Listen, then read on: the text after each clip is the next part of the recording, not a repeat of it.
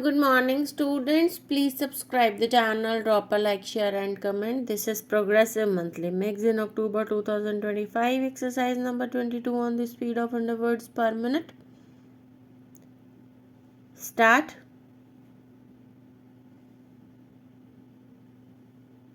Sir, I come to the Second Amendment Bill. Here, the Honorable Minister wants to make an improvement. I very well understand it, and to some extent it is welcome.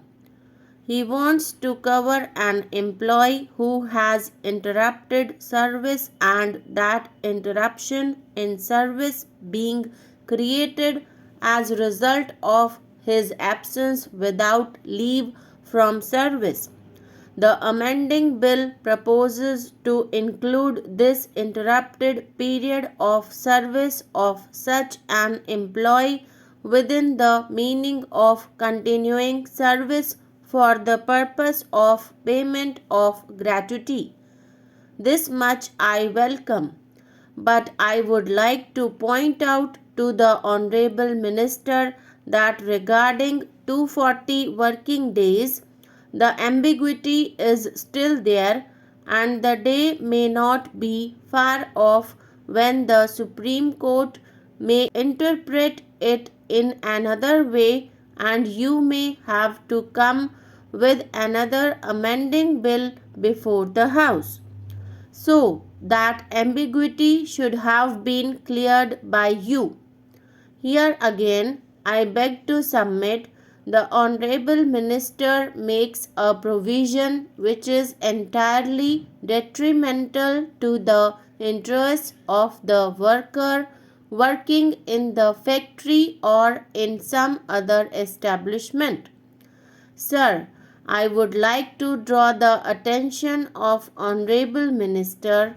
Of course, he knows everything what is contained in the bill, that on page 2 of Payment of Gratuity Amendment Bill 1984 it says, not being absence in respect of which an order imposing a punishment or penalty or treating the absence as break in service has been passed in accordance with the standing orders, rules or regulation, etc.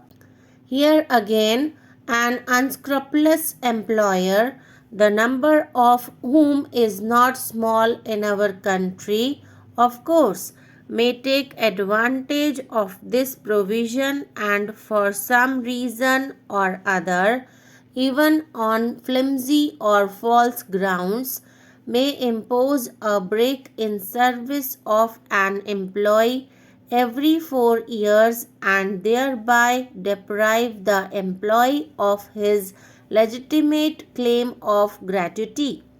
So, this provision should not have been there, and I would submit to the Honorable Minister that the entire stipulations within bracket in this section 2A should be deleted for the workers working in factories if we want to do something better for the workers working in factories and some other establishments.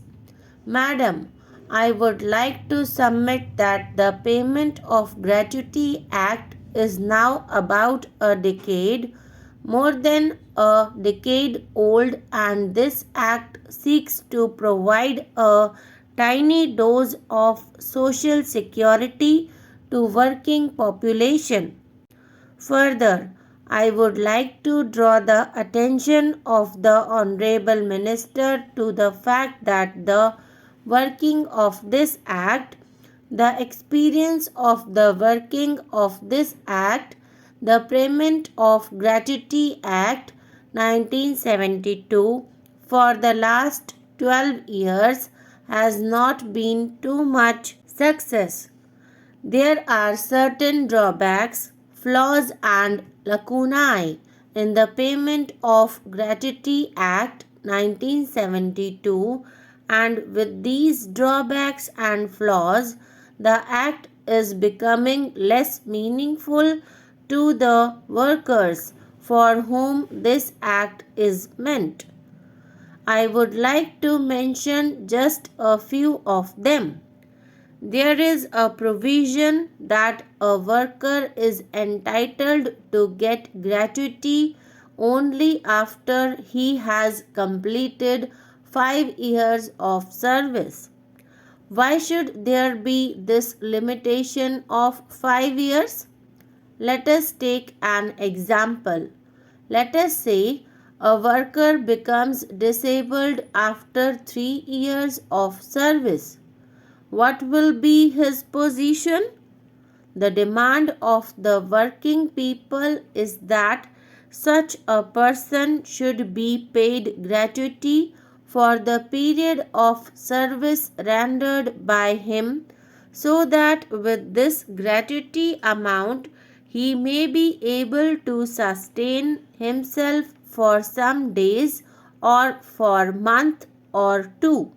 You should, I submit, at best to bring down this period of limitation to 1 year of service, because 1 year's duration of service is, I think, quite sufficient to assess or gauge the performance of a worker or employee working in a particular establishment.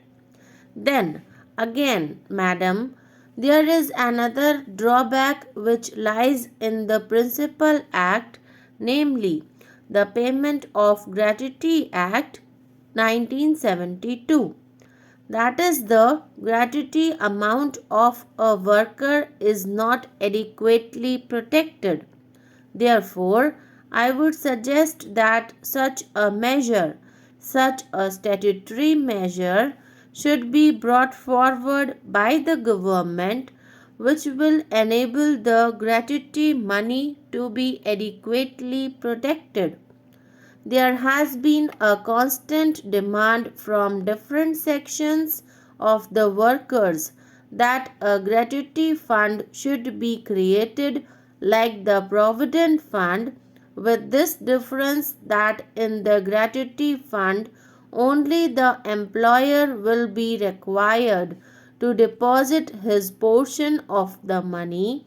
This fund should be kept quite apart by the employer for the payment of gratuity, and under no circumstances the employer shall be allowed to use the gratuity money for his own purpose. Such an arrangement should have been made in the Gratuity Act. Now, there is another thing, madam, which I would like to point out. Under the present provision, an employee is entitled to gratuity if he works or serves in an establishment which has at least 10 employees, initially at least. You have made an amendment that initially it should be 10. That is not fair.